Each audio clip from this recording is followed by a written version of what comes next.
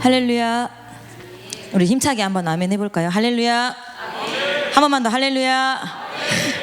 네, 오늘 제가 여러분과 함께 보고 싶은 말씀은 에베소서 5장 15절에서 16절입니다.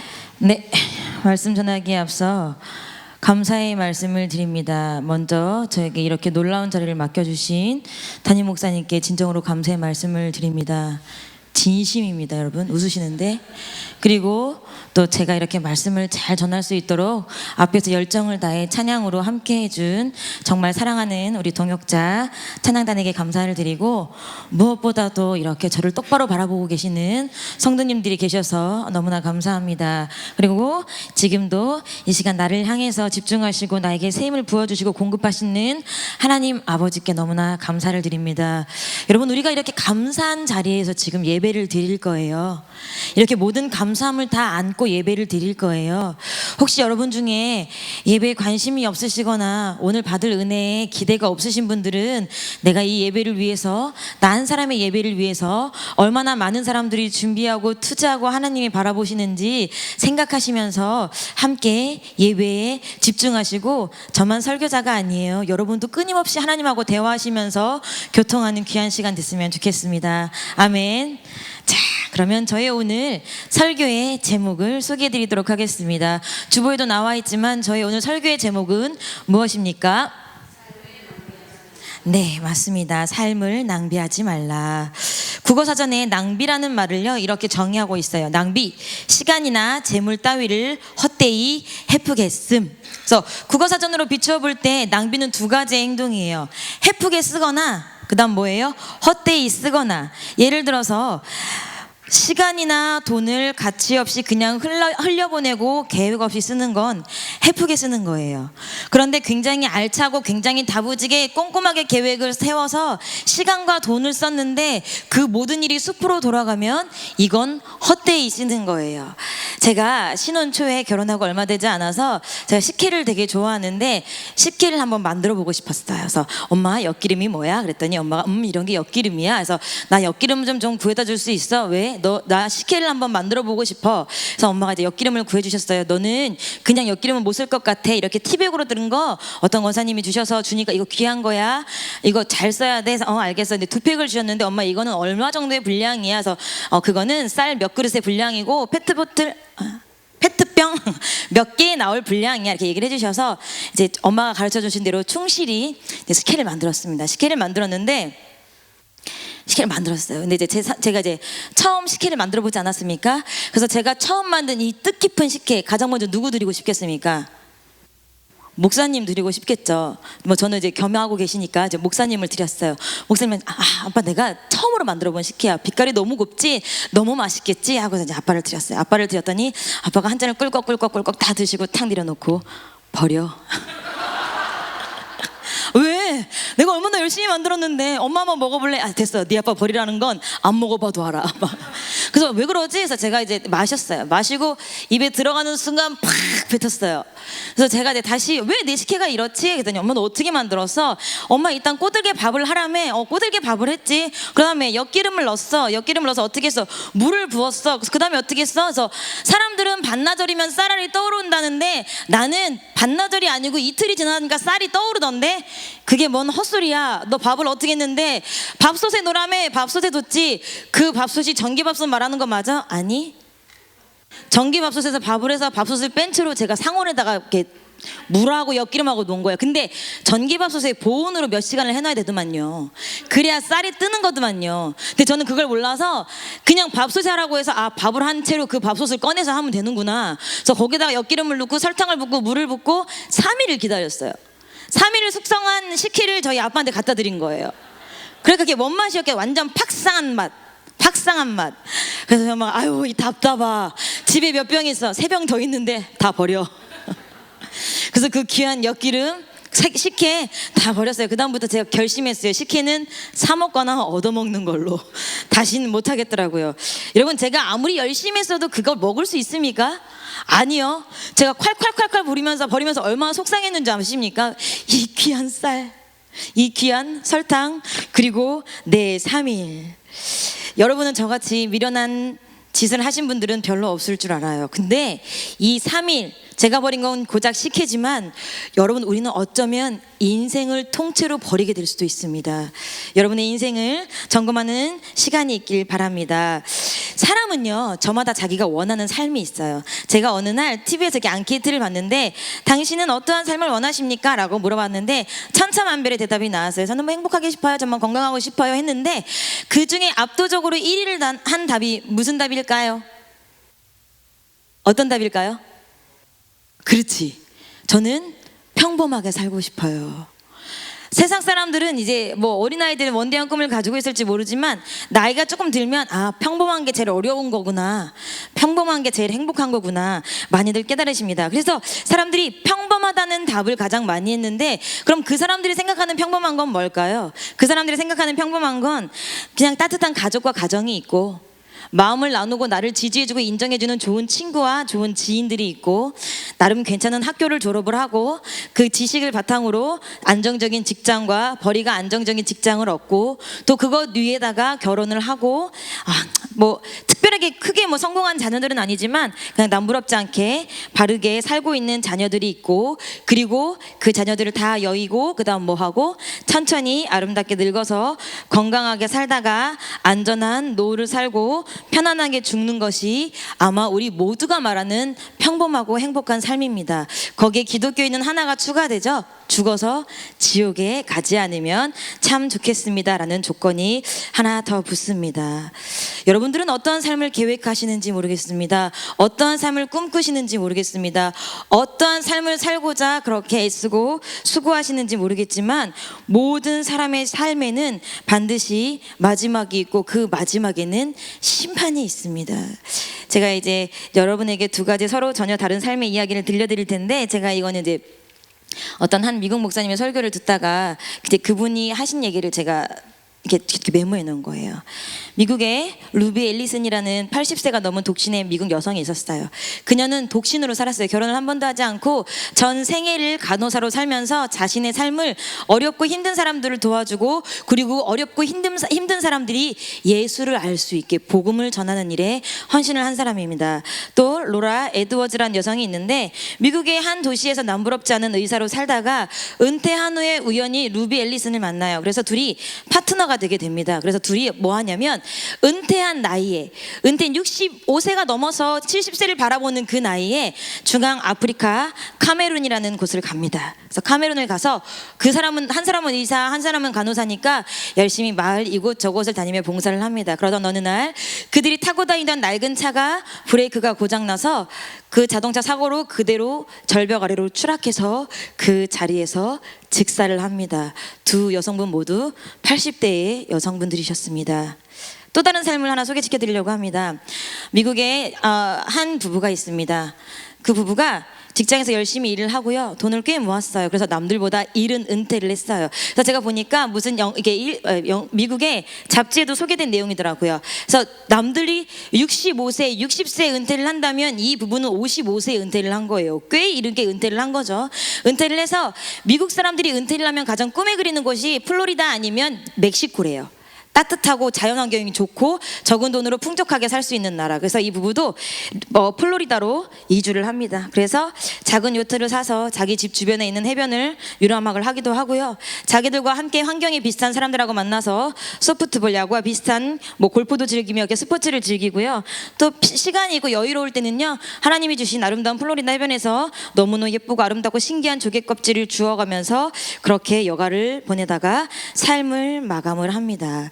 이렇게 정반대의 두 삶이 있습니다. 여러분 마음속에선 이 두 가지 삶 중에 어떤 삶이 더 비극이라고 느껴지십니까? 어떠한 삶이 비극적인 삶일까요? 여러분도 저도 그렇지만 많은 사람들이 실존하시는 하나님을 잊고 삽니다. 실존한다는 게 무슨 뜻이에요? 우리 눈에 비록 보이진 않지만 여기 앉아 계신 집사님들처럼 살아있고 분명히 존재한다는 얘기예요. 그 하나님이 실존하신다면 그 실존하신 하나님은 자기가 말씀하신 대로 반드시 심판을 하실 거예요. 그런데 우리는 우리의 삶을 뭐라고 생각해요? 여기가 끝이야. 내가 만족하면 잘 사는 삶이야 라고 생각을 합니다. 하나님이 만들어 오신 천국을 잊어요. 이 땅에서의 삶이, 지금 나의 삶이, 지금 나의 가정이, 나의 자녀들과의 관계가 영원할 것이고, 만약에 내가 죽더라도 죽으면 내가 지금 기독교인이고 교회를 다니고 있고 오늘도 나는 최선을 다해 열심히 살고 있으니까 천국에 갈 것이라는 막연한 믿음을 가지고 있습니다. 지금 내가 하고 있는 행동이 영원의 삶에 들어갈 수 있을지 심각하게 생각하면서 사는 사람은 별로 없습니다. 여러분들은 전자의 삶을 원합니까? 후자의 삶을 원합니까? 후자의 삶처럼 요트를 가지고 있고 그렇게 사치스러운 삶은 아니라도 내 마음 한켠에 그래도 늙어서 어려운 일 하지 않고 자식들에게 손 벌리지 않고 오히려 자식들에게 용돈을 주면서 여유롭게 살 수 있으면 좋겠다라는 그 삶을 살기 위해 노력을 합니다. 그런 마지막에 작은 소망을 갖고 있습니다. 전자의 삶, 예수님을 전하다가 마지막에 그 누구도 알아주지 않는 죽음을 살기 위해서 나서는 사람은 하나도 없습니다. 그런데 제가요, 여러분에게 당당하게 말씀드리는 건, 여러분 전자의 삶보다는 후자의 삶이 비극입니다. 그렇게 사는 삶이 정말 비극입니다.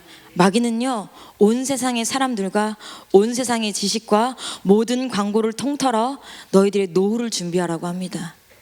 마지막에 안정적이고 편안한 삶을 준비하라고 합니다. 저 역시도 그것 때문에 굉장히 많이 고민하고 상조 보험을 들었던 사람입니다. 나를 위한 상조, 우리 아버님과 나를 위한 상조. 근데 뭐 해약했어요. 어쨌든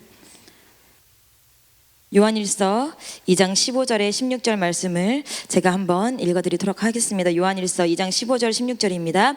이 세상이나 세상에 있는 것들을 사랑치 말라. 누구든지 세상을 사랑하면 아버지의 사랑이 그 속에 있지 아니하니, 이는 세상에 있는 모든 것이 육신의 정욕과 안목의 정욕과 이생의 자랑이니 다 아버지께로 쫓아온 것이 아니요 세상으로 쫓아온 것이라. 자, 여러분 어떻습니까? 우리 20, 30대 젊은 친구들에게 물어보고 싶습니다. 여러분들이 지금 삶에 살면서 가장 갖고 싶은 건 무엇입니까? 무엇 때문에 공부하고 돈을 법니까? 무엇 때문에 적금을 듭니까? 저와 비슷한 연령대인 40, 50대 여러분들에게 묻습니다. 여러분들은 왜 아직도 그렇게 일을 합니까? 적금은 얼마나 해놓으셨습니까? 재산을 얼마나 불리셨습니까?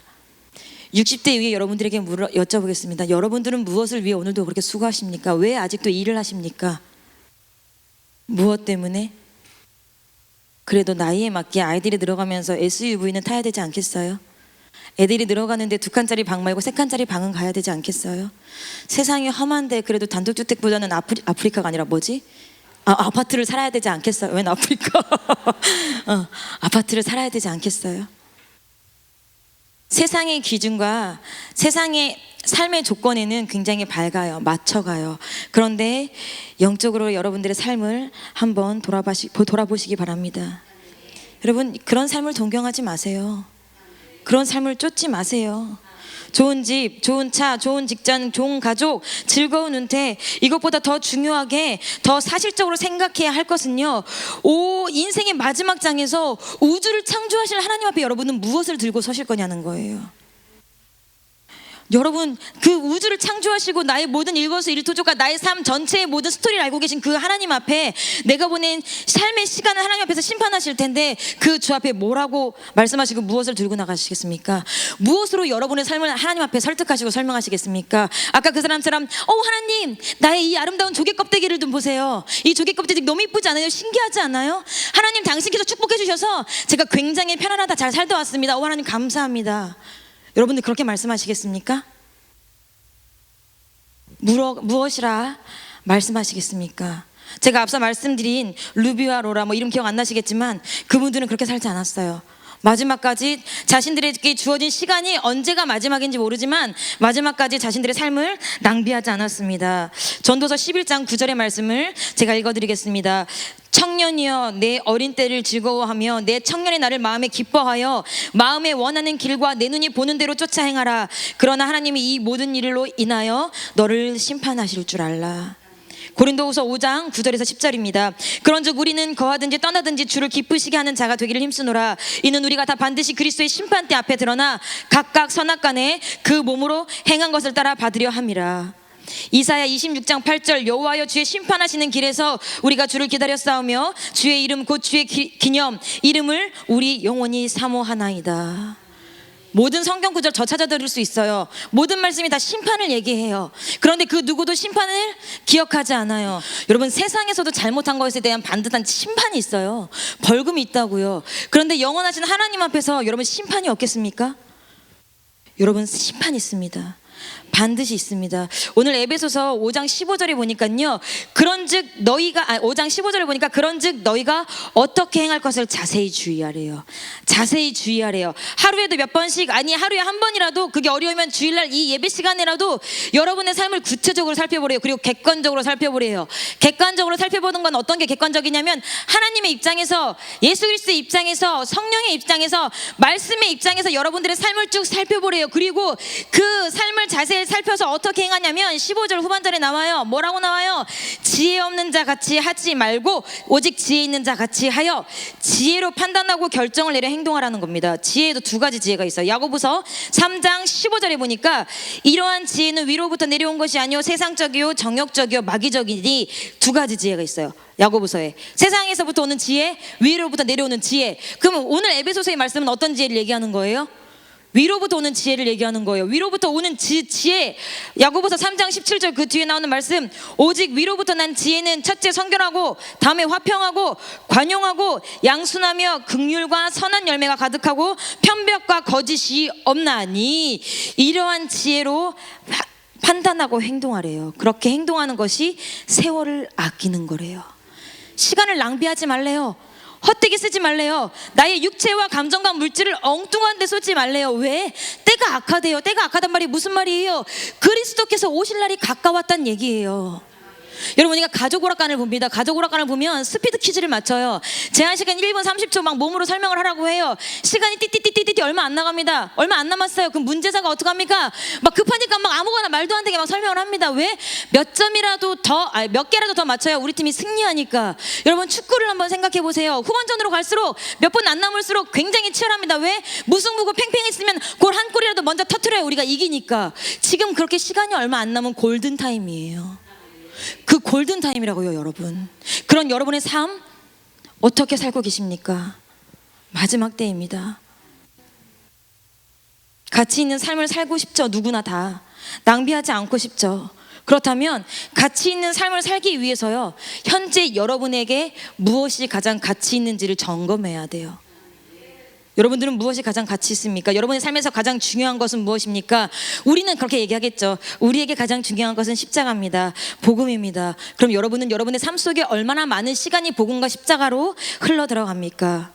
세상이 말하는 치명적인 성공에 여러분 자신을 버리지 않으셨으면 좋겠습니다. 고린도전서 2장 2절의 말씀입니다. 고린도전서 2장 2절, 내가 너희 중에서 예수 그리스도와 그의 십자가에 못 박히신 것 외에는 아무것도 알지 아니하기로 작정하였음이라. 저도 인생이, 저 이제 뭐 말도 안 되는 얘기지만 저도 이게 전생이고요, 다음 생이 있었으면 좋겠어요. 다음 생이 있었으면 제가 이번 생은 제가 하고 싶은 대로 열심히 살고, 천국은 진짜고 지옥은 진짜고 하나님 살아계신 거 알겠으니까 다음 생은 그리스도를 위해 충성하고 싶어요.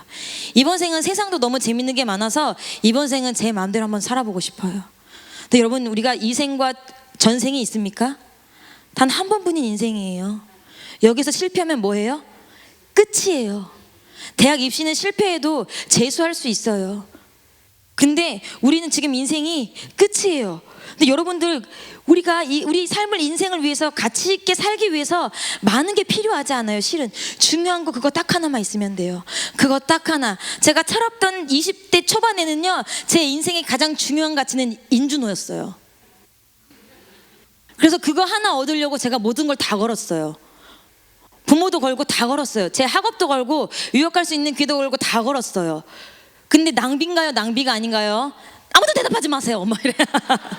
어쨌든 지금 제 인생의 가치는 그때랑 달라요. 만약에 제가 시간을 되돌린다면, 물론 지금도 사랑하고 좋아요, 안 좋다는 게 아니에요. 근데 거기에 가치를 걸지는 않을 것 같아요. 여러분들의 인생의 가치는 어디에 있습니까? 모든 사람들이 뭐 이거다 저거다 하는데 요즘 사람들에게 최고의 가치는 아마 단연 돈일 거예요. 돈. 명예도 아니고요. 건강도 아니고요. 돈이에요. 돈이 최고입니다. 가장 우월합니다. 그래서 돈을 잘 버는 직업을 갖기 위해, 취업이 잘 되는 직업을 갖기 위해 아이 막 열심히 공부시킵니다. 그리고 돈을 벌기 위해 쉴 시간도 없이 일하다가 죽는지도 모르고 죽습니다. 돈을 벌고 모으기 위해 너무 돈이 지출이 많으니까 아이도 거부하는 시대입니다. 여러분에게 단 한 가지 중요한 것을 꼽으라고 한다면 여러분은 무엇인가요? 여러분 혹시 돈인가요?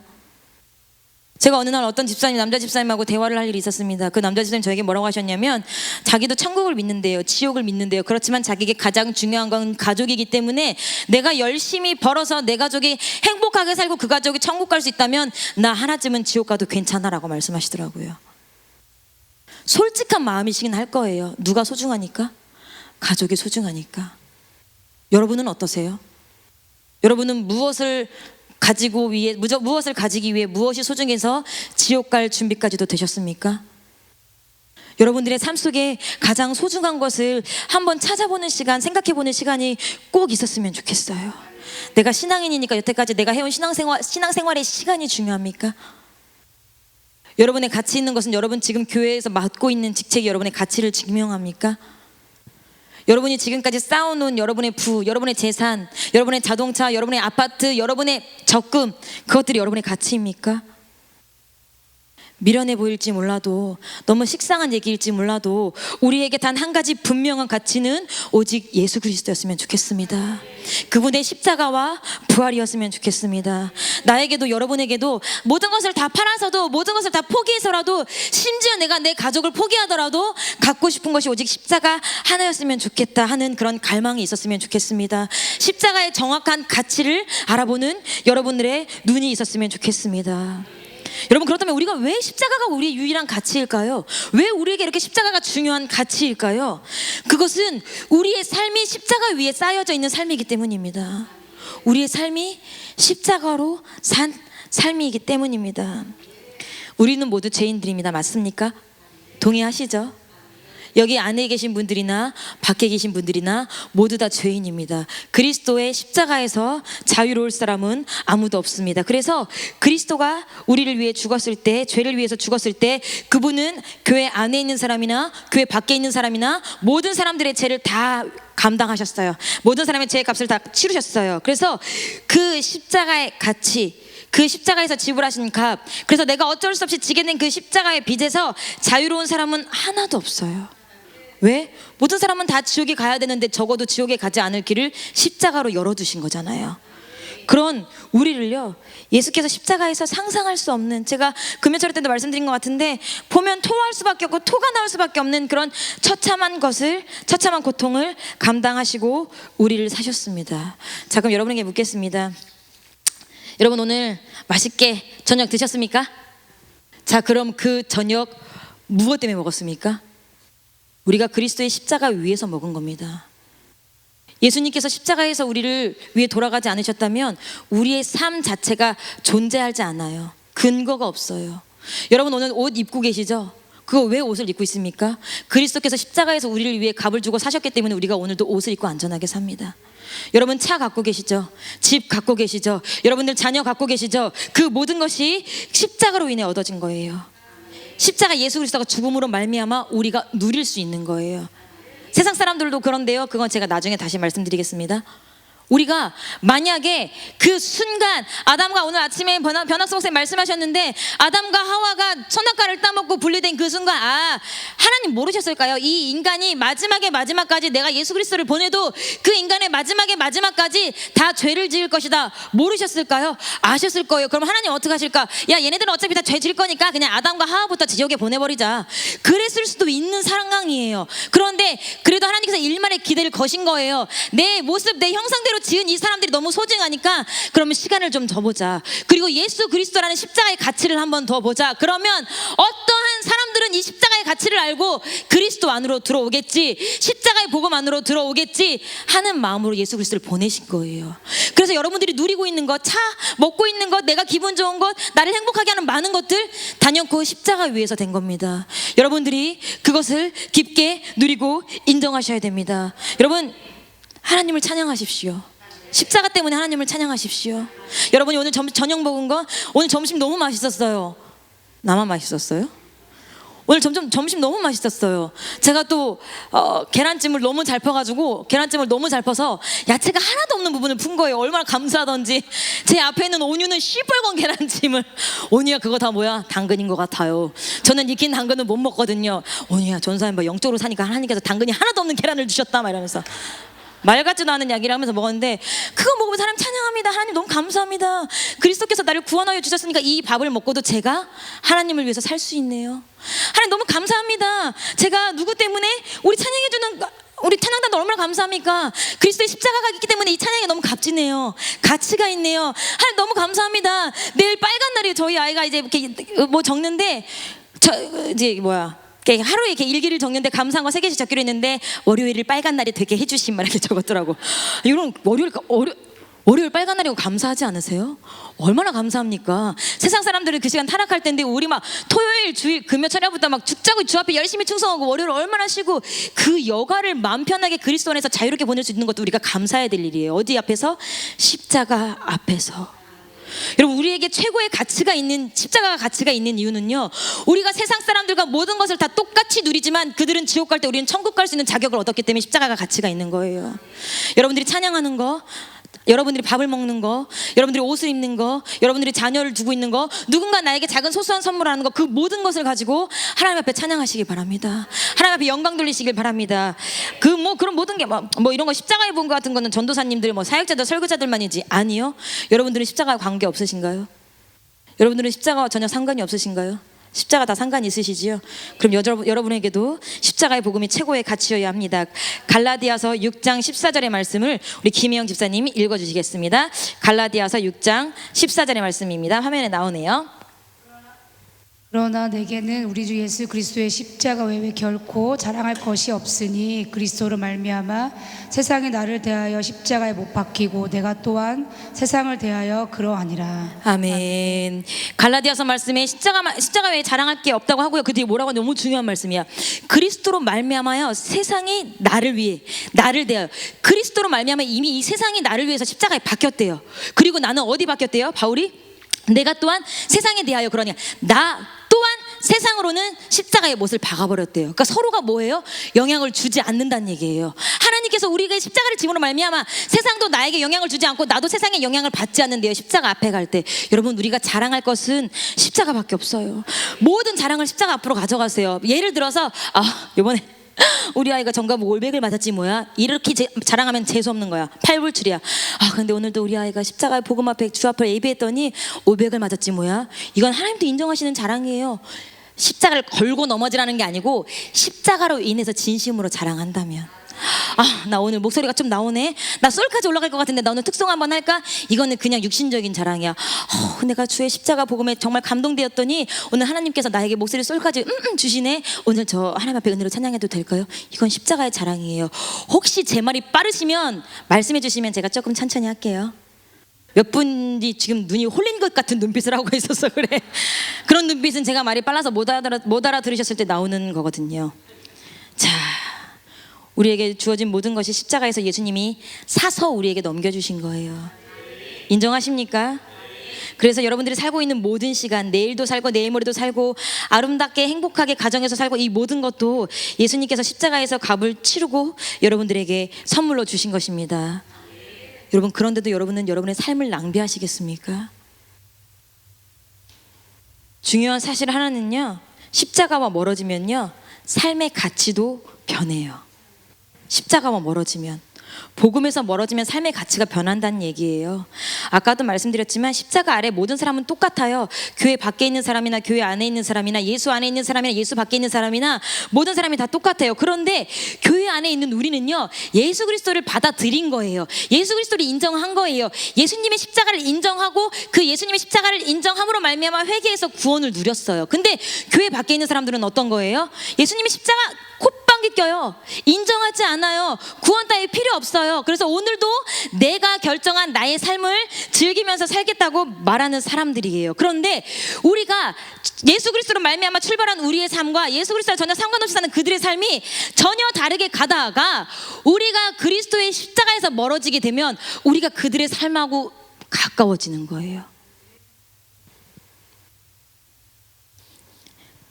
열심히 살다가 어떠한 계기로 갑자기 정신이 번쩍 듭니다.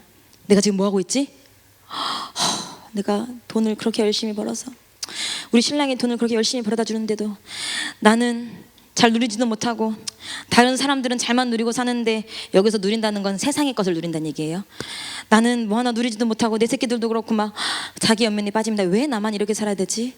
왜 나는 이렇게 살아야지? 그러면서 나만의 시간을 좀 갖고 싶다. 여기서 나만의 시간은 영적인 시간이 아니라 세상의 시간을 말하는 거예요. 갖고 싶다 말면서 얘기를 합니다. 막 얘기를 해요. 제 얘기가 좀 너무 자연스럽죠. 나는 왜 하필이면, 욕할 뻔했어. 나는 왜 하필이면 목사의 딸로 태어나서 이렇게 지지리도 주말에 매여 있을까? 내 친구들은 다 그렇게 일요일마다 약속 잡는데 나는 왜 불꽃 같은 눈으로 지키시는 하나님보다 아빠가 더 무서울까? 그래. 아주 그냥 매여서. 그래서 제가 제 얘기하는 거예요. 이렇게 십자가가 조금 멀어질 때요, 가장 은혜 받는 곳이 어디냐면 신세계. 신세계 할인 매장 말씀드리는 거 아닌 거 아시죠? 신세계 타임월드. 1층 들어서자마자 스멜. 1층에 뭐 있어요? 백화점 1층에? 화장품하고 향수 쫙 깔려져. 1층만 가면 막 상쾌해. 그렇지, 이 삶이야. 어서 오십시오. 막 그렇지. 교회에선 누구도 나한테 인사 안 해주고 막 내가 인사 안 한다고 오히려 욕하는 사람들 뿐인데, 막 백화점만 가면 어서 오십시오 고객님, 뭐 사주십니까?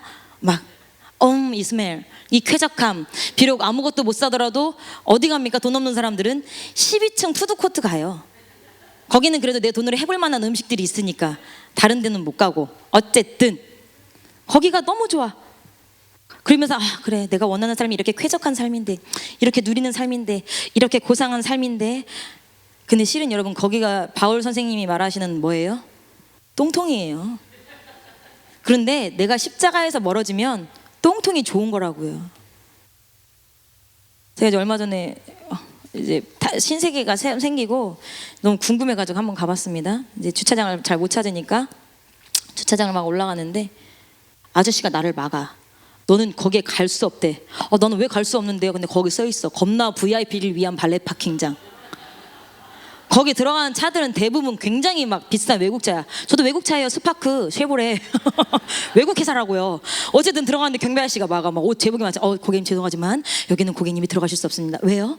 저 위에 안 닿는데요. 아니 고객님, 그런 뜻이 아니라.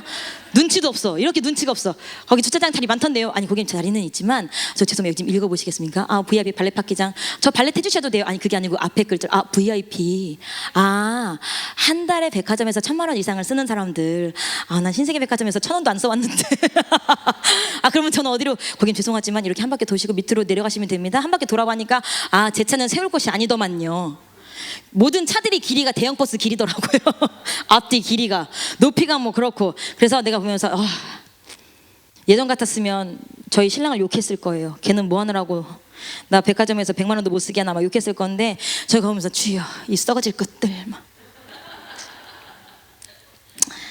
자, 여러분 요즘 어디서 은혜 받으십니까? 신세계 백화점에서 은혜 받으십니까? 교회 입구 들어서면 은혜 받으십니까? 지하 성전이 가장 향기롭습니까? 여러분, 그게 사는 길입니다. 백화점 사는 길이 되면 절대 안 돼요. 여러분, 제가 원래 지금 해보려고 했는데 제가 아직 갈 길이 멀어서 넘어갈 건데, 여러분들 집에 가시면 꼭 잠자기 전에 눈을 한번 딱 감고 여러분 마음이 무엇 때문에 가장 시끄러운지 한번 생각해 보세요. 우리가 그리스도인이라고 하고요, 예수 그리스도의 가치를 가지고 산다고 하는데, 대부분 많은 사람들이 돈 때문에 걱정을 엄청 많이 해요. 돈 때문에. 그 돈 어떡하지? 내가 그 돈을 메꿔야 되는데 그 돈 어떡하지? 또 많은 사람들은 뭐 때문에 걱정을 많이 합니까? 대출 받은 거 대출금 날짜 돌아오면 또 걱정해. 어떡하지? 어떡하지? 어떤 사람들은 자녀 때문에 걱정해요. 내 새끼 어떡하지? 말 더럽게 안 듣는데 어떡하지? 어떤 사람들은 집 때문에 걱정해요. 이번에도 월세가 만기인데 또 전세가 만기인데 전세금 올려달라고 하면 어떡하지만 다 걱정해요. 근데 우리가 그리스도가 최고의 가치라고 한다면 여러분들이 걱정하고 근심하는 것 가운데 그리스도에 대한 걱정도 있어야 돼요. 내가 어떻게 하면 하나님을 기쁘시게 하지? 우리가 아까 읽었던 말씀처럼 하나님 오늘 내 언행 심사 때문에 기쁘셨을까? 어떡하지 안 기쁘셨을 것 같은데 내가 내일은 어떻게 더 기도를 해 하나님을 더 기쁘시게 할 수 있을까? 삶에 잠깐이라도 그런 순간이 머물러야 여러분의 최고의 가치가 십자가라고 말할 수 있어요. 근데 그런 순간이 잠깐도 없으면 여러분 글쎄 우리가 말로는 하나님의 십자가가 예수 그리스도의 십자가가 나의 최고의 가치입니다 라고 말하지만 하나님께서는 인정 안 하실 수도 있습니다. 여러분 만약에 아까 제가 식혜를 담글 때 저희 엄마한테 제가 중간에 한번 물어봐서 야 그렇게 하는 거 아니요? 그래서 그때만 밥솥에다 넣었어도 제 식혜는 성공했을 거예요. 그렇죠? 근데 물어볼 사람도 없었고 제가 뭐 이제 생각을 못 했으니까요. 근데 여러분 만약에 여러분들이 무언가 낭비된 일, 무언가 헛된 일을 하는데 누군가가 야 그거 아니야 너 그렇게 하는 거 아니야 라고 얘기해 주면 얼마나 감사해요. 그 길에서 돌이키지 않으시겠습니까? 그 하던 일을 멈추지 않으시겠습니까? 않으시겠습니까? 야 그래도 나 이왕 시작한 건데 망해도 내가 망해볼게. 이왕 시작한 건데 어쨌든 끝은 봐야 되니까 실패하더라도 끝나면 뭐 배우는 게 있겠지. 그거는 진짜 쓸데없는 객기요. 어른이 안 된다고 할 땐 이유가 있는데 꼭 그렇게 쓸데없이 객기를 부려.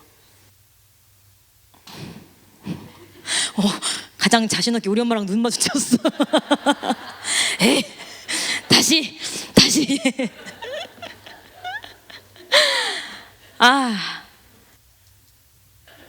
어디 하다 말았는지도 잊어버렸어 지금. 맞아요. 객기요. 제가 옛날에 중학교 3학년 때 제 짝꿍이 있었어요. 제 짝꿍이 있었는데 이름이 박미자였어. 박미자. 근데 이 아이가 좀 떨어지는 아이였어. 떨어지는 아이였는데 제가 그 아이를 굉장히 싫어했거든요. 어느 정도로 싫어했냐면 왜냐면 제가 냄새에 굉장히 예민한 아이인데 이 아이가 잘 안 씻어서 되게 냄새는 어느 정도였냐면 진짜 뻥이 아니고 여러분 제가 무슨 얘기를 말하면 웃기려고 뻥치는 줄 아는 분들 계실 수도 있는데 진짜 뻥이 아니고 미자가 수업 시간에 입을 벌리면 제가 1분 단에 있으면 4분 단에서 쪽지가 와요. 야 미자 입 좀 다물라고 해줄래? 이렇게. 농담이 아니고 아무튼 그래서 그런 애인데 선생님이 중학교 3학년 때 선생님이 이름도 안 잃어버려. 이윤주 선생님 기억력은 쓸데없이 좋아서 그 선생님이 자기가 안고 싶은 사람 이름을 적어서 내라고 했어요. 저는 제 아주 단짝 친구를 적어서 냈죠. 근데 박민자 그 아이가 제 이름을 적은 거예요. 왜 적었는지 모르겠어요. 그 짝꿍이 된 거예요. 냄새가 너무 힘든데. 근데 박민자 선생님한테 찾아갔어요. 선생님, 저는 정말 부당하다고 생각합니다. 왜 하필이면 접니까? 제가 왜 하필이면 박미자랑 앉아야죠? 전 선생님이 저에게 조곤조곤 야, 미자가 그 많은 사람 이름을 두고 너의 이름을 썼는데 그래도 네가 그 아이를 편하게 해주고 그래도 네가 그 아이를 친구라고 대접해줬으니까 그 아이가 너의 이름을 쓰지 않았겠니? 그리고 내가 보니까 너희 아빠가 목사님이라던데 목사님 딸은 그런 거 해야 되는 거 아니니? 또 아빠가 미워. 내가 왜 목사자로 태어나서 박미자랑 앉아야 돼? 어쨌든 그렇게 그 아이랑 한 달 짝꿍이 됐는데 그 기간에 중간고사인지 기말고사인지 기억은 안 나요. 근데 시험을 막 보는데 저도 시험 공부를 안 하는 아이였잖아요. 중학교 3학년 때는 가장 제가 인생에서 가장 인생의 쓰레기 바로 전 단계. 그래서 안 했는데 저도 공부를 안 하고 이렇게 앉아 있었어요. 시험 기간에. 근데 옆에 있는 미자가 열심히 공부를 하는 거예요. 그래서 어머 이 아이는 뭘 이렇게 공부를 하지? 근데 과학 시험 전인데 비커를 되게 열심히 그리고 있더라고. 비커. 엄청 정교하게 막 눈금까지 아직도 기억나. 미자야 비커는 시험에 안 나와. 그래도 몰라. 과학책에서 제일 많이 봤어. 막 이러면서 비커를 막 그려. 나왔겠어요? 안 나왔겠어요? 안 나왔지. 그 다음에 더 웃겨. 막 속상해서 울어. 비커 많이 그렸는데 비커 안 나왔다고. 여러분 솔로몬이요 전도서 1장 2절에 헛되고 헛되며 헛되고 헛되다고 말했어요. 그런데 그 헛된 삶을 여러분이 지금 살고 계세요. 아니라고 그렇게 말하는데 여러분은 살고 계신다고요. 그리고 나중에 주 앞에 가서 울걸요. 이렇게 살아도 되는 줄 알았죠. 이렇게 살아도 어느 정도는 인정받는 줄 알았죠. 전도서에 보면은 2장에 뭐 시간이 없으니까 여러분 전도서 2장 1절부터 11절을 집에 가서 읽어보세요. 솔로몬이요 자기가 가지고 있는 돈 자랑을 쫙 합니다. 내가 너무 나무가 많아서 나무에 물을 줘야 되는데 물이 없으니까 우물을 팠고 내가 너무 소가 많아서 뭘 어떻게 산을 하나 뭐 동산 쫙 나옵니다. 그리고 그 모든 부를 가지고 있는 솔로몬이 2장 11절에 뭐라고 하냐면 그의 본즉 내 손으로 한 모든 일과 수고한 모든 수고가 다 헛되어 바람을 잡으려는 것이며 해 아래서 무익한 것이로다. 만약에 가져보지 못한 사람들이 야 그건 별로 필요 없어, 중요한 거 아니야 라고 하면 사람들 콧방귀 킬 거예요. 참 지가 뭐 언제 가져봤다고, 저건 가져보지 못한 사람의 객기야라고 할 텐데, 이 세상에 솔로몬보다 부한 사람은 없어요. 근데 그 솔로몬보다 부한 사람은 없는데, 그 가장 부한 솔로몬이 대대손손 예수님 오실 때까지 읽으라고 전도서를 기록하고요, 야 너네 그거 너무 헛된 거야, 야 너네 그거 너무 쓸데없는 거야, 야 너네 그거 하나도 구원받지 못할 거야 라고 얘기를 하는데도 우리는 구원받지 못하고 쓸데없는 것을 위해서 날마다 애쓰고 수고한다는 얘기예요. 누구처럼? 박미자처럼. 여러분, 우리가 이런 일이 왜 일어납니까? 아까 다시 한번 말씀드리지만 십자가에서 멀어지면 이런 일이 발생하는 거예요. 십자가에서 멀어지면 아웃백에서 밥 먹고 싶은 거예요. 십자가에서 멀어지면, 거기 이름 뭐더라? 오노마에서 밥 먹고 싶은 거예요. 오노마 어딘지 아시죠? 신세계백화점에 새로 생긴 뷔페 말하는 거예요. 한 사람당 97,000원짜리 1인분에 97,000원이라고. 난 9,700원 잘못 본 줄 알았어. 97,000원. 베스타는 욕할 게 못 됐어. 여러분은 언제 충전하십니까?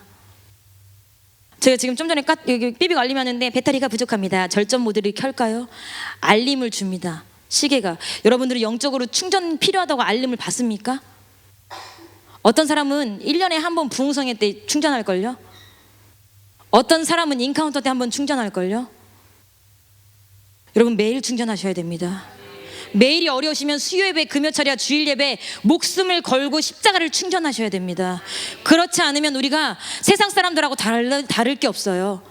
예수 그리스도를 알고만 있지 다를 게 없어요. 여러분 성경에 보면 마귀도 예수 그리스도를 안다고 써 있어요.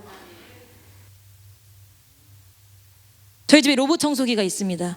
로봇 청소기가 있는데 이 신통방통한 녀석이 다 닦습니다. 다 닦다가 집이 만약에 너무 더러워서 반복적으로 여러분 이게 반복적으로 똑같은 것을 왔다 갔다 닦다가 충전기가 배터리가 다 되면 어떻게 해요? 중간에 가서 충전을 하고 다시 또 와서 그 청소를 또 해요.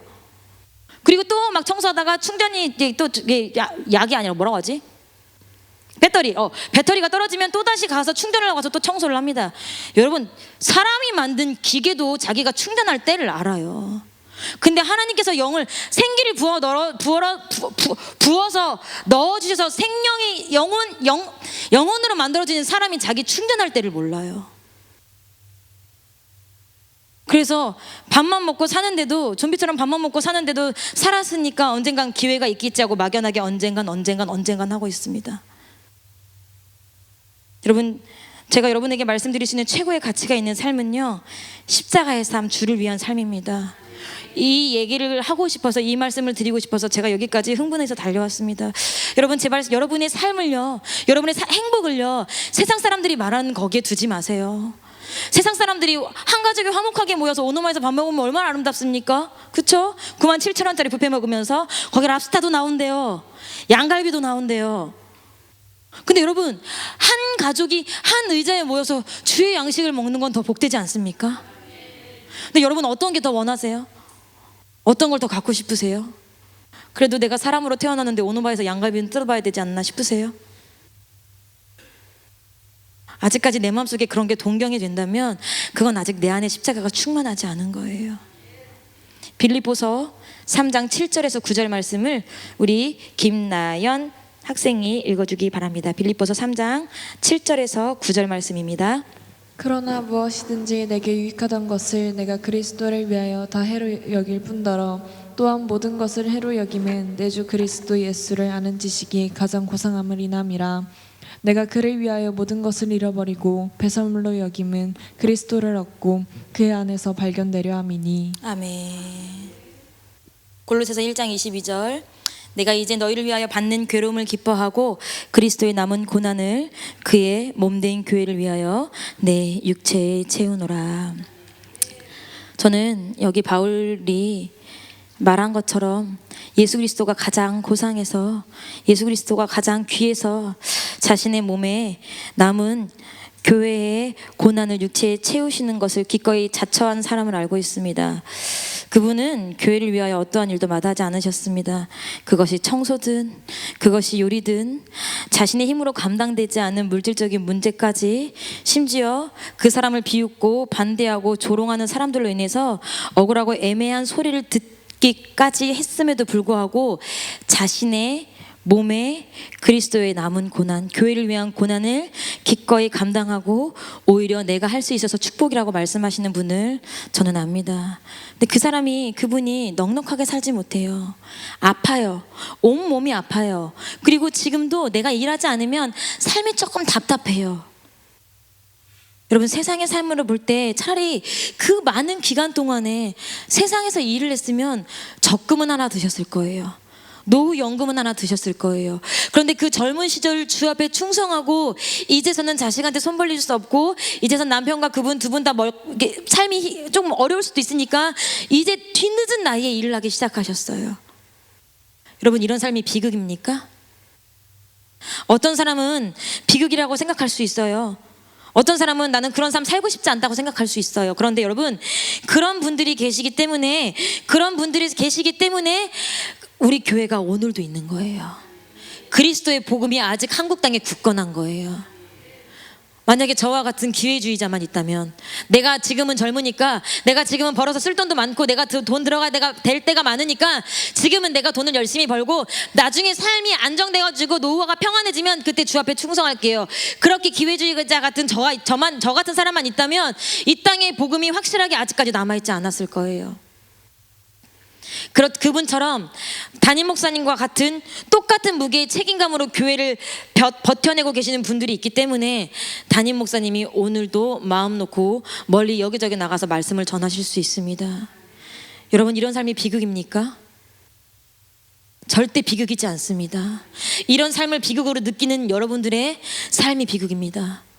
제가 봤을 때 그분의 삶은 오히려 축복이에요.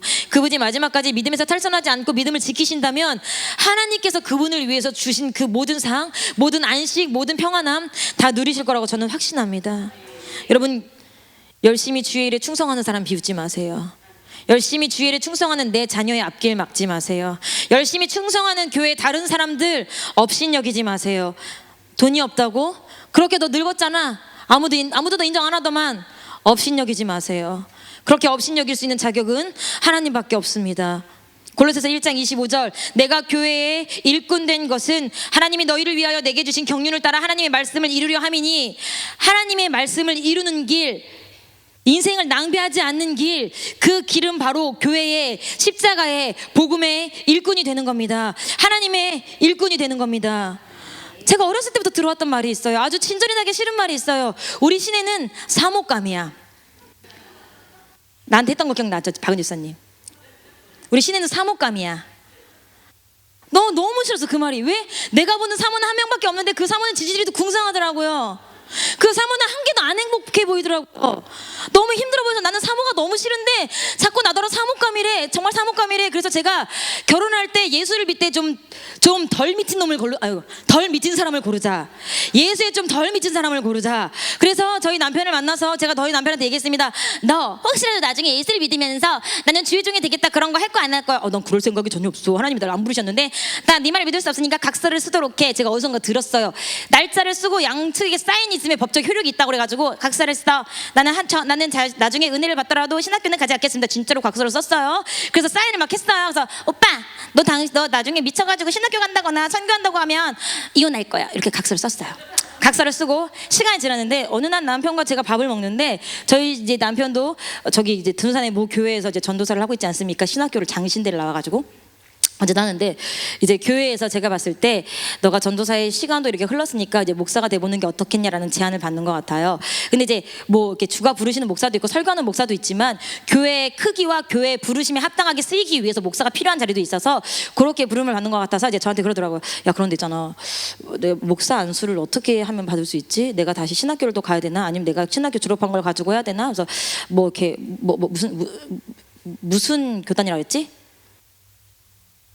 어떤 교단이 안수를 빨리 준다 그랬던데? 장로 이런 거 말고 뭐죠? 뭐 있어요. 잘 몰라서 어쨌든 그런 데 가가지고 이제 안수를 받아와야 되나? 막 이렇게 얘기를 하길래 제가 밥숟가락을 딱 내려놓고, 야, 너 나랑 각서 쓴 거 기억 안 나? 나 분명히 찾아본다. 나 추억상자 있는 거 알지? 거기에 다 차곡차곡 들었어. 그러니까 밥을 먹다가 저희 신랑이 아니야, 그냥 한번 물어봐서 그냥 한번 궁금해서 너한테 물어본 거야. 그리고 뒷말, 지는 같이 사인해놓고 지는 전도사하고 시치가 끝나면 목사 안수 받을게 지는 이런 뜻이어서 제가 미안. 앞에서 밥 먹던 저희 남편 아니야 괜찮아. 여러분 제가 살아보니까 사도행전 26장 29절의 말씀이 조금 이제 이해가 돼요. 바울이 가로되 말이 적으나 많으나 당신뿐 아니라 오늘 내 말을 듣는 모든 사람도 다 이렇게 결박한 것 외에는 나와 같이 되기를 원하노이다 하니라. 여러분 인생을 낭비하지 않는 방법은요 주의 뜻에 합당하게 사는 거예요. 주님께 나의 시간, 나의 모든 물질, 나의 인생의 모든 계획을 걸어버리는 거예요. 하나님께 미치는 거예요. 저처럼 담임 목사님처럼 목사가 되라는 게 아니에요. 전도사가 되라는 게 아니에요. 에베소서 4장 11절과 12절에 보니까 그가 혹은 사도로 혹은 선지자로 혹은 복음 전하는 자로 혹은 목사와 교사로 주셨으니 이는 성도를 온전케 하며 봉사의 일을 하게 하며 그리스도의 몸을 세우려 하심이라. 여러분 여기 교사 있잖아요. 그쵸? 목자도 있잖아요. 그리고 갖가지 봉사를 맡으셨잖아요. 모두 여기 계신 모든 분들이 그리스도의 몸을 세우기에 부르심을 받은 분들이잖아요. 그것을 우리가 뭐라고 해요? 하나님이 부르신 소명이라고 해요. 저는 하나님 앞에 너는 말씀을 연구하는 일에 한번 써보겠니? 그런 소명을 받으신 거고, 어떤 분은 연주하는 걸로, 어떤 분은 찬양하는 걸로, 어떤 분은 교회에서 설비를 고치는 걸로 다 하나님이 각자 쓰심에 맞게 부르신 소명을 입은 사람들이에요. 그럼 소명을 입은 사람들은 뭘 감당하면 돼요? 사명을 감당하면 돼요. 제가 어떤 집사님하고 통화를 하면서 그랬습니다. 이번 년도까지만 봐주는 거야. 내년에는 어디든 이름을 다 넣을 거야. 알겠어. 크게 웃지 마. 티나잖아. 알겠어. 내가 올해 끝나야 될 거 다 끊고 준비해서 내년에 그렇게 할게. 여러분, 세상에는 한 가지 일을 한 사람이 오래 하면 뭐가 발생합니까? 부정부패가 발생을 해요. 그렇죠? 꼭 썩은 물이 됩니다. 한 사람이 한 가지 일을 오래 하면. 그리고 한 사람이 한 가지를 오래 하면 뭐가 생깁니까? 익숙해지니까 나태해지고 꼼수를 부립니다. 그런데 신기하게 영적인 일은 그렇지 않아요. 어떤 분들 그렇게 생각하시는 분들 계실 수 있어요. 나는 이 자리 너무 오래 했는데 이젠 다른 사람이 좀 했으면 좋겠는데. 그건 하나님이 정하실 일이에요. 근데 그리스도의 일은요, 한 사람이 한 가지의 사역을 오래 하면요, 한 우물을 오래 파다 보면요, 거기에서 하나님과 영적으로 깊어져요. 굉장히 깊어져요. 해보니까 그렇더라고요. 그리고 저희 목사님을 봐도 그렇더라고요. 목사님의 일을 너무 오랫동안 하시다 보니까 목사님 어떻습니까? 목사님이 전하시는 말씀은 언젠가는 되게 꿀송이 같고, 어떤 때는 내 골마에 있는 상처에 고름을 다 빠내는, 좀 아프긴 해도 고약 같기도 합니다. 한 사람이 한 가지 일을 사람의 뜻이 아니라 그리스도의 뜻 가운데 그리스도의 맡김으로 오래 하면 그 사람이 영적으로 깊어지고, 영적으로 하나님의 관계가 그렇게 깊어지고 영적으로 깊어져서 그 깊어진 영적인 유익을 주변의 사람들이 누리는 거예요. 나는 오래 했으니까 그만 내려와야겠어. 나는 오래 했으니까 이젠 할 것도 없고 해야 되겠어. 아니에요. 성령께서 원하시는 건 결코 그런 게 아니에요. 한 사람이 그 사역 끝에서 예수 그리스도를 바로 알길 원하세요. 김학선 집사가 처음에 찬양 인도를 하면서, 전사님 제가 실수하는 거 있으면 꼭 말씀해 주셔야 됩니다. 전사님 제가 잘 못하는 거 있으면 꼭 말씀해 주셔야 합니다 했는데, 하도 그렇게 애걸복걸 하니까 제가 몇 가지는 얘기해줬지만, 제가 근데 사역하다 보니까 알겠는 게 뭐냐면, 일을 하다 보면 하나님의 일은 하나님이 잘못했다고 다 알려주셔요. 코치를 다 하세요. 자기 스스로도 알아요. 이건 내가 잘못했구나. 이건 내 마음으로 했구나. 이건 하나님이 원하시는 일이 아니라 내가 원해서 했구나. 그래서 하나님이 실수투성이인 사람을 자연스럽게 아주 아름답게 만들어 가십니다. 여러분의 사역은 어떻습니까? 한 가지 일 오래 하신 분들 계세요. 여전도 회장이든 남전도 회장이든 찬양단이든 반주든 뭐든 한 가지를 오래 하신 분 계세요. 그분들 어떻습니까? 내가 보시기에 나의 사역은 하나님께서 인정하실 만한 사역입니까? 아니라고 한다면 그건 내 손으로 붙들고 있어서 그래. 하나님이 하시도록 나를 조금만 내려놓으면 하나님이 그곳에서 여러분을 만나주실 거고, 깊이 체험하게 해주실 거고, 여러분들이 그 사역의 전문가가 돼서 많은 사람들이 영적으로 유익을 누릴 거거든요. 여러분들이 지금 무엇을 하고 계신지 모르겠지만 내년에도 그 사역 해달라고, 그 사역 시켜달라고 때를 써보시기 바랍니다. 그리고 여러분들이 각 기관에 나 회장도 아닌데요, 저는 임원도 아닌데요 라고 할지라도 제가 이제 오면서 핸드북을 보니까 각 기관에 사람 많지도 않더만요. 1여전도, 2여전도, 3여전도, 4여전도, 1여전도가 제일 많긴 하던데 언니들이 너무 많으셔서 1여전도, 2여전도, 3여전도, 4여전도 별로 많지 않더만요. 20명 정도밖에 안 되다만요. 근데 임원이든 임원이 아니든 그리스도를 사랑하는 마음으로 한 사람이 내가 이 3여전도를 위해 미랄로 죽어야겠다, 1년만 마음을 먹는다면 3여전도가 뭐 할 거예요? 영적도 부흥하지만 육적으로도 부흥할 거예요. 수가 늘어날 거예요. 남전도회, 이남전도회, 내가 올 한 해 내가 이남전도회 미랄이 되어서 내가 이곳에서 썩어 죽겠다라고 하면 그 남전도회 반드시 좋은 일이 일어날 거예요. 우리가 맡은 직책을 간신히 쳐내고 있어. 그때그때 행사 때마다. 이것이 정말 내가 해야 되는 진짜 일이라고 생각하지 않아. 직장은 진짜 본업이고 주의 일은 부업이야. 주의 일은 내가 뭐 영적 체면을 위해서 어쩔 수 없는 일, 아니 바뀌어야 돼. 영적인 일이 본업이 돼야 되고 세상의 직장 일은 주님의 체면을 위해서 잘하는 일이 돼야 돼요. 바뀌어야 돼요, 여러분. 그래야 우리가 인생의 마지막 때 내 인생이 낭비하지 않았구나 절절하게 느끼실 거예요. 여러분들이 한 사람이 진짜 한 사람이 내가 내 기관을 위해 죽겠다, 내가 내 기관의 미랄이 되겠다라고 썩어져서 그것을 가지고 그 기관이 부흥을 하면요, 그것을 보고 다른 기관들도 따라하기 시작합니다. 그게 바로 마태복음 5장 14절 16절이에요. 너희는 세상의 빛이라 산 위에 있는 동네가 숨기우지 못할 것이요, 이같이 너희 빛을 사람 앞에 비치게 하여 저희로 너희 착한 행실을 보고 하늘에 계신 너희 아버지께 영광을 돌리게 하라. 말씀을 마치면서 저는 가끔 그런 생각을 합니다. 하나님이 나를 조금만 더 일찍 부르셨다면, 아니 하나님이 나를 부르신 걸 내가 조금만 더 일찍 알았다면, 아니 하나님이 나를 조금만 더 성격을 좋게 만들어 주셨다면, 성품과 인품을 좋게 만들어 주셨다면, 나를 조금만 더 똑똑하게 만들어 주셨다면, 저는 이런 생각 무수히 합니다. 많이 합니다. 그런데 제가 그 생각 끝에 다다른 결론은, 하나님이 나를 쓰신 하나님의 큰 그림에 나를 가장 알맞는 퍼즐로 만드셨어요. 근데 내가 큰 퍼즐이 되고 싶은 거야. 여러분들 하나님의 그림 모르시잖아요. 여러분이 그리고 싶은 그림만 갖고 계시잖아요. 여러분들은 지금 그 나이가 많든 적든 여러분들이 갖고 있는 능력이 남들하고 비교하지 마세요. 어쨌든 하나님이 그리시고 싶은 그 그림에 가장 알맞는 퍼즐 조각으로 설린교회에 있는 거예요. 그러면 여러분들이 할 수 있는 그만큼만 최선을 다하고, 내가 올해 내게 주어진 그 일에 정말 내 시간 낭비하지 말고, 불평불만하지 말고, 맡겨진 그 일에 내가 미랄이 되겠어 썩어야 되겠다, 그 한 가지 마음만 가진다면 하나님께서 여러분들에게 큰 일을 이루실 것입니다. 그리고 여러분은 덩달아 하나님의 기적과 하나님이 하시는 큰 일을 보게 될 거예요. 저는 오늘 여러분들에게 간절히 간곡하게 부탁드립니다. 여러분의 인생을 낭비하지 마시기 바랍니다. 이미 낭비한 건 지나간 시절로 족합니다.